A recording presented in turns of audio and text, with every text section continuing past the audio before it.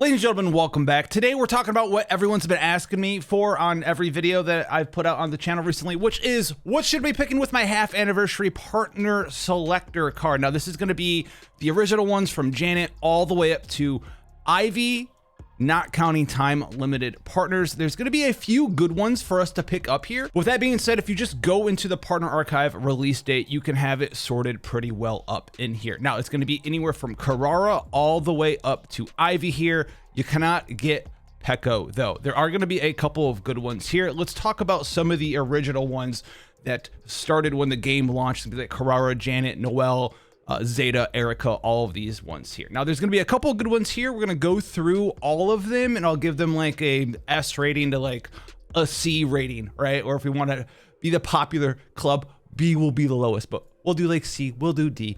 This is going to be Carrara. This is going to be one of the more narrow ones. It is focused on having a ton of cards in your graveyard. It's going to be another easily replaceable card because there are a ton of fairly good hunter partners, especially the hunter partner from the battle pass being one of the best battle pass partners you can pick up. It's honestly between this battle pass partner in Serethia or the Nyx as the controller battle pass partner to pick up. So when it comes to hunter partners like Carrara, like Janet, I'm not the biggest fan for you to just pick them and be like, I have a 5-star partner on my account. I would probably give Carrara like a C grading unless you're a big Renoa, right? A big Renoa fan and you just want to have like Renoa's partner. I would pass on Carrara. Janet though is very similar situation. So Janet can work very well with bullet generating characters. It does give the crit chance cost a boost of 9% to 1 cost or lower. But just like we talked about, you could easily pick up the battle pass partner if you bind the battle pass every single time and replace this with the battle pass partner and just pick a different partner with your selector partner. Noelle, I'm going to give an absolute F grade. Nyx exists. Other partners that are dedicated to other controllers exist. This is something that you definitely don't want to pick up. I don't even care if you're like the #1 Aurelia main in the game. Pass on that partner, please. Now, Marianne is also going to be one that I would suggest that you pass on. All right. I don't care if you just got the game. Like, I need a 5-star Strider partner. You don't need this one. You don't need Marianne, right? Does bonus damage if things are ravaged.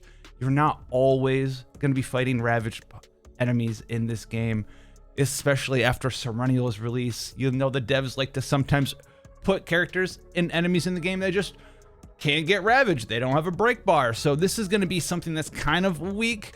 And the basic attacks always counted as a weak point, 5% weakness damage. It's very low power. However, we do have some good news for some of the OG tank partners here. Now, Zeta is going to be by far de facto like the best Calliope partner that we have access to. So if you're a Calliope main, which the rise of characters like Calliope and the rise of characters like Magna in Sortie kind of is a yes thing. So Zeta, if you don't have Zeta and you notice that you're using Calliope a lot, especially in something like Sortie, this could be something worth picking up. It's giving you the defense increase. It's giving you the defense-based damage increase to instinct cards only, as well as part of it, which is why Zeta is really tied to Calliope right now as a use case scenario. If you're looking to pick up a partner specifically for Calliope, then Zeta is definitely something that can be on your radar.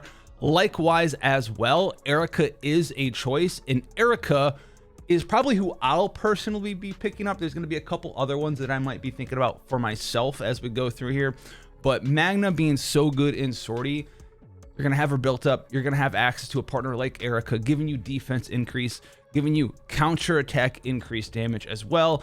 And then on top of that, when you're using a skill or you're using an upgrade card, there's a 50-50 shot, even at just rank 1, right? Partner level 1, 50% shot to gain access to counter attack as well. The ego skill is not the craziest thing ever. Defense based damage to all enemies, gain counter attack, and then if the enemy is anticipating an attack action, you can gain another counter attack. It is decent though at the low cost of 2 EP for clearing out stuff like Sortie when you're using a defense based Vanguard like Magna. 2 EP do damage to everybody, gain some at least one counterattack, probably 2 or 3 stacks, do some counters there, do some damage there, be very efficient. Erica, because Magna got buffed, is definitely something that you should think about because of something like Sortie if you're using Magna in a lot of your Chaos game modes. Erica is definitely worth picking up for that reason. I think she's probably, I would rate, if you've missed her, one of the cooler partners to pick up, even though she is pretty old. You can't guarantee it, right? I know it's been around for a while, but as more and more non-limited partners are released, the odds of you getting the exact specific non-limited partner that you want does go down. Now, moving on from the original ones here, we're almost done with them. We have Marin, Tina, and Scarlet as well.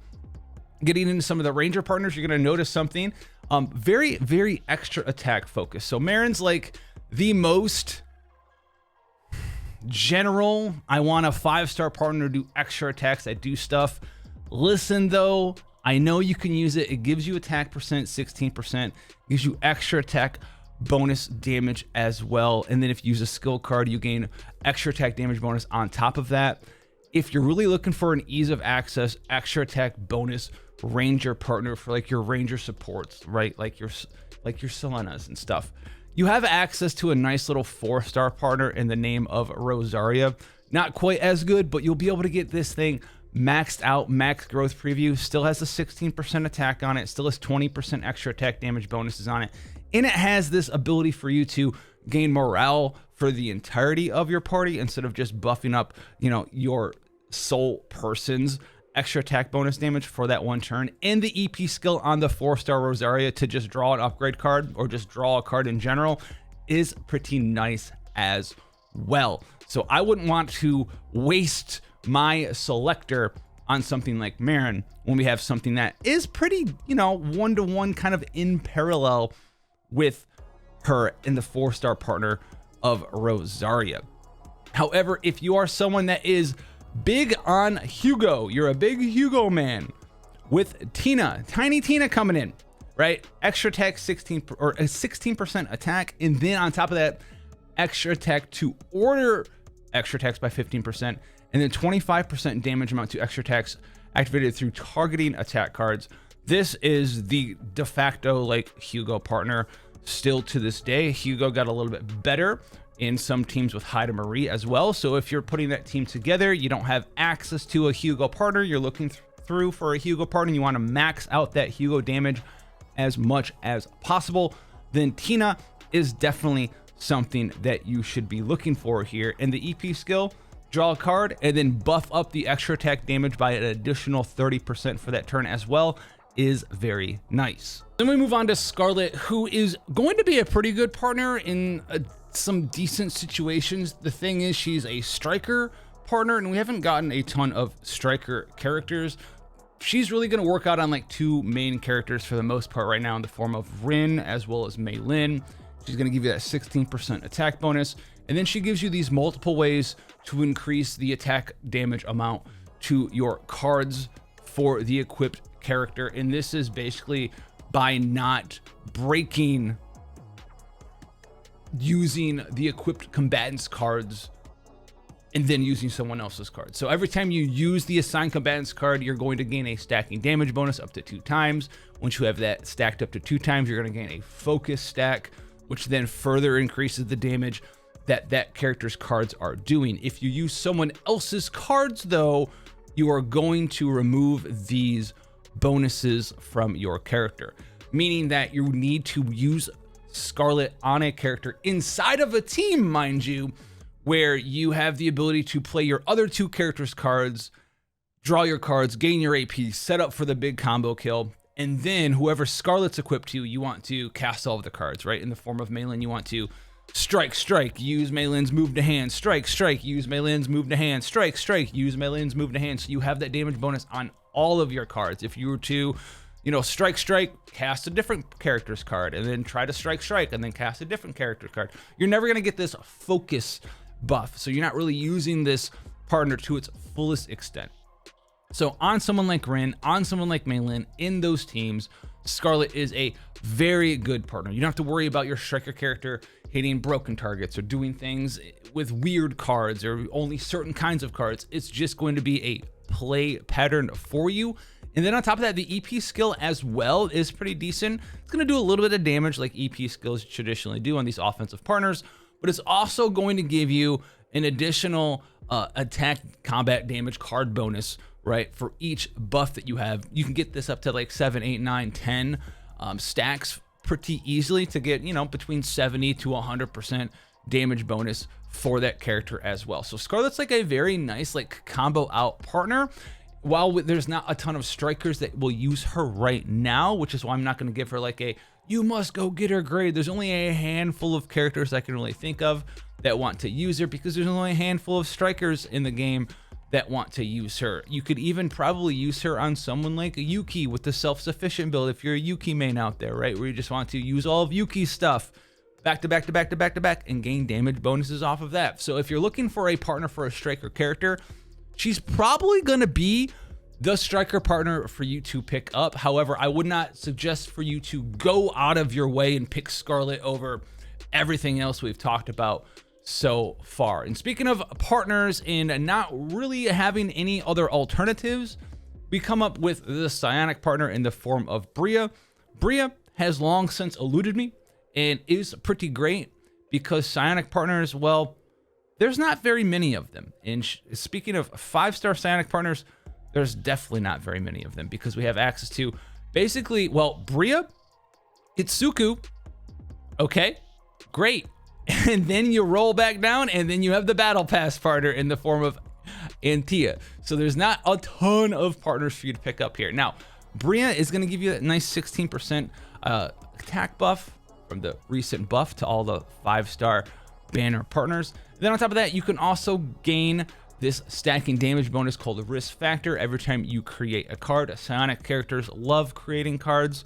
It's going to be probably one of the things that we see them do in some form of a psionic character, even if it's not their main thing. Even a character like Chizuru, who isn't like creating cards all of the time, she does have some epiphanies that allow her to create cards, like with her Oni Blade epiphany, things like that. So Bria is a pretty decent one. On top of that, when you create a status element card for the first time, you get an additional damage amount bonus on that. And then you also have like the supportive aspect for things like, you know, chaos modes, sortie modes, where you can remove all of the status element cards and all of your curse cards in your discard pile, etc. for that battle, and get a damage bonus on top of that. All things said and done, I do think that she is one of the best psionic partners that you can get. However, with that being said, it has been so long since we've gotten a new psionic character. I think, and this is just pure speculation, by the time we get another psionic character, that psionic character's partner is probably just going to be best in slot by a wide margin, because all the other psionic partners are going to pale in comparison to that psionic partner. What I'm bringing that up for is like, don't be down in the comments and be like, should I get Bria in case like a psionic character comes out in the future and then I'll have like a really good partner for her?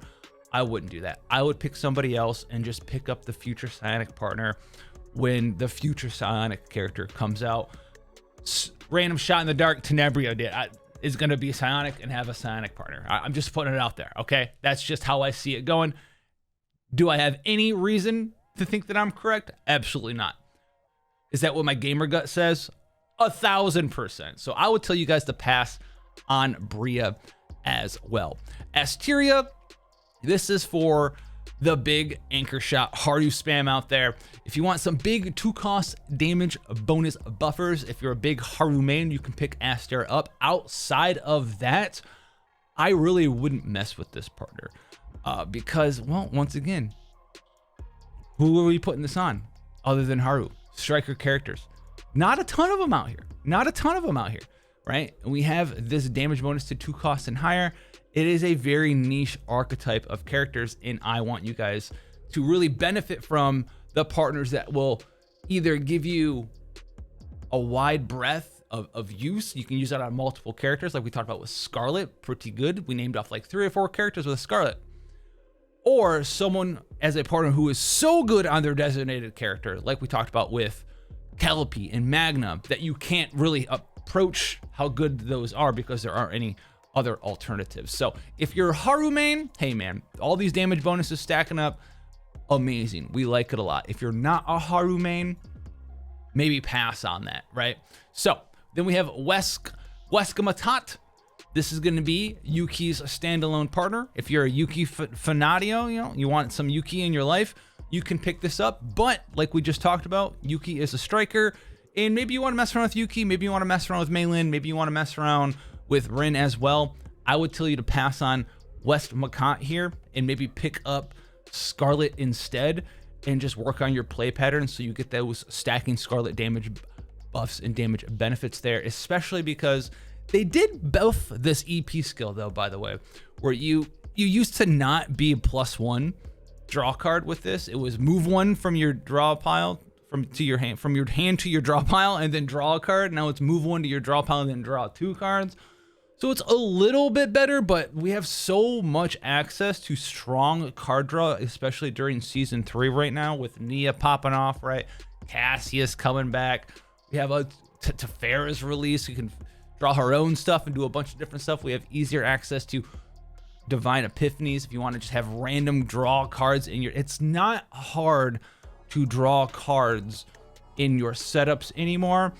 And so for how narrow Wesker Matat is on proccing inspiration, basically, I would probably pass on her if you're thinking about getting her just for Yuki and either use or pick up Scarlet instead. Now next up is going to be Utsuku, and Utsuku is basically, well, usable on one character in the game so far in the form of Chizuru, because a lot of the benefit of this thing is based around having a combatant's cards stack, and there's only one character that has a stacking mechanic, and that's, you know, Blade of the Shadow Moon or whatever her card is, right? Where you stack those up, you get a damage bonus that way, and then every one attack card used by this assigned combatant deals 3 hits. Every time one card deals 3 hits, it's going to do 30% fixed damage on it as well. That last little bit, honestly, might as well just be flavoring on this partner. I don't like this partner. I don't think this partner's that good. I don't even think if you're a Chizuru main, you'd pick this partner up. It's a psionic partner, and I just do not like this partner at all. Sure, you get the Fierce Winds buff from the Ego skill, where you get a damage bonus amount, but just like we talked about when we were talking about Bria, if there's going to be a better or a psionic character in the future, I think that psionic character's partner is just going to be leagues better than anything else we have access to put on that new psionic character. So I would pass on her as well. Then we have Gaia, who is coming in, and it's going to be one of our first controller partners that came with a character, and this is going to be a very narrow character partner, because, oh, it got a little bit better actually. I take that back. Got a little bit better because beforehand, only Narja would really fit all these criteria, right? Where it increased defense-based damage, increased the combatant's defense, and then increased damage bonus to instinct cards, right? The only thing that Orlia doesn't do now, because Orlia, remind yourselves, got changed a little bit to be a defense-based damage dealer for most of her cards, can utilize this. It's kind of neat. Only thing she doesn't really do, she doesn't have a unique attack card with an original cost of 6. Cool, right? 20% to damage amount of all allies for 1 turn. So this is going to be Narja's partner. And honestly, the only unique thing that this thing really does for Narja, it's going to buff up her damage a little bit. And on top of that, it can give this damage amount bonus to your entire party. But honestly, at the same time, if you've been buying the battle pass, just slap a Nyx on your Narja, call it a day. You don't care about the EP skill. You don't care about all of this other stuff. Nyx is just giving your entire party a damage percent bonus passively the whole time, more or less. Has an awesome EP skill to make your hand whatever it is you need in the moment. Draw 3 cards or discard 3 cards. I would pass on Gaia as well. Then we have Alcia, who is going to be Nine's partner. And Alcia is very good. It is Nine's best in slot partner. was originally like a pretty busted and broken with the caustic remarks debuff here. Has since been like changed, bugged, nerfed, whatever it is, balance patch fixed to not just be like an indefinite crazy thing you can stack on everyone in your team and do ridiculous stuff with. And it is going to be 9's best in slot partner. So if you're a 9 main, you could think about picking Alcia up. That being said, even though Alcia is the best partner for 9, she actually does not beat out a Wilhelmina by that much. And when we talk about by that much, I mean, if you have like a maxed out 4-star Wilhelmina at maxed out is just only like a tiny bit worse than the 5-star partner. So with all of that being said, just use Wilhelmina. I wouldn't pick up the new Alcia partner over using Wilhelmina. I don't think it's technically worth it. You could do it if you have nothing else. It is a solid option because it is going to be by far your best one, but only by far a tiny amount. All right. So I wouldn't really pick up Alcia here. Not last, but second to last, Tiana. Tiana is going to be someone that I can probably recommend to you if you've been using Teferi a lot. So it's going to increase the defense. So if you want to use Tiana on a build for Teferi where she is doing damage, one of those mimicky like RNG roulette Teferi builds, it works with her there. She also, when you create 3 exhaust cards, increase the damage amount of the next attack card of all allies by 15%, max 2 stacks. Works extremely well with Teferi's kit because you're all about those like multiplicative damage bonuses in these Teferi teams where you're stacking up as many Teferi damage bonuses. Tiana is going to give you another one to go along with that, and it's just going to help you do the job you're trying to do to the best of your ability there. And then on top of that, if you've used shield gain, heal gain in order, you know, all of the cool stuff it lists down here, shield gain, heal gain through order cards with Teferi can do very easily.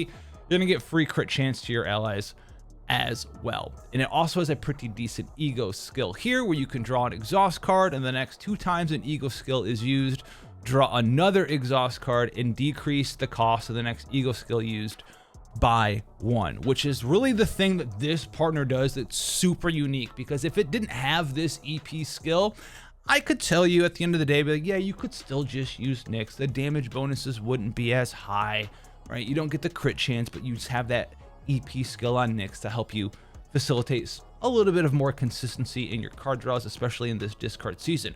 However, because Tiana is so good on Teferi, she matches everything you want to do. In the EP skill allows you to do some really nice combos, because at the end of the day, if you're popping off three cost EP skills, whether it's, you know, Tiana's and then some other people's, right, some other partners' EP skills, this one basically is going to cost you 2 EP to do this. This one's going to cost you 3, but then it gives you a reduction on the next ego skill by 1 as well. And on top of that, it's also drawing you multiple cards, drawing you exhaust cards, but Teferi is going to be able to draw out her own exhaust cards that she's generating with her kit. So Tiana, I think, is going to be like, if you don't have it and you have Teferi, maybe you picked Teferi, you passed her earlier, maybe you picked her with your selector. I think I would give Tiana like an absolute S rank, pick her up. She's definitely like tippy top of the top to pick here because of just how good she is on the designated character. And me glazing this partner, how well they synergize, is kind of what I was hitting at when we were talking about the psionic partners. None of those psionic partners you can pick up now will probably meet the new psionic character's needs as well as the new psionic character's partner will, because Tiana's not that old. There's only a couple more after her, and the last one that you can pick up right now is Ivy, who is our Justice psionic character. And if you really like Rita, no one really comes close to Ivy for Rita. Gives you 16% attack. We like that. When a 2-cost or higher Justice attack card is used, increase the damage amount of the assigned combatant's next card by 25%. If a 2, 3, or 4-cost card is used, gain premonition stacks, and premonition stacks increase your damage amount as well. And then for 3 EP, you get 2 stacks of erosion here, which just straight up increases the amount of damage that someone takes by 2 cost or higher attack cards by 20%. And read this, it's not hit them and then it goes down by 1. It goes down by 1 at the end of the turn. So if you pop this for 3 EP, you're basically adding like another version of vulnerable for as many cards you can pop off that meet this criteria of 2 cost or higher by 20%. And if you're a fan of Rita, this is phenomenal for her. I'm not going to say that it's going to be usable on any future Psionic character, and it's because they made sure to tie it to 2 cost or higher Justice attribute attack card. So hey, if you're a Rita fan, you picked her up, you're going to have fun with her, this is definitely a grand slam for you. Outside of picking her up specifically for Rita and Rita herself, I would tell you to avoid this partner. My top picks personally for me, the ones I'm thinking about, I'm probably personally going to go for Tiana. If I didn't pick up Tiana, the other ones I would think about heavily are Erica for Magna. I would also think about Zeta for Calliope. And if you're just looking out for a bunch of different striker partners, you don't know what to do, you have a bunch of strikers that you want to play around with, you want to mess around with Rin, you want to mess around with Malin, some other characters, you can find use for Scarlet basically on any combatant striker character in the game. You just need to make sure that you build the team around it. You need to make sure that you can meet this criteria of just playing that character's cards in succession so you don't break these bonuses, and it's something that you can definitely do there, but I wouldn't put her up in the top picks like the other ones that we just talked about. Obviously, don't pick up your Noelle. If this helped you guys out, let me know down below. I'll catch you guys in the next one. God bless, and I'll see you guys then, or in an NTV video. I'm not sure, man.